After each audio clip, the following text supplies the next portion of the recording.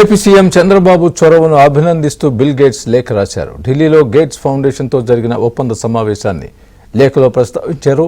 ఒప్పందం కోసం చంద్రబాబు చూపిన చొరవను బిల్ గేట్స్ ప్రశంసించారు. వ్యవసాయ ఉత్పత్తుల అభివృద్ధికి, పేదలకు విద్య, ఆరోగ్యంపై ఒప్పందం చేసుకోవడాన్ని అభినందిస్తున్నట్లు ఆయన లేఖలో తెలిపారు.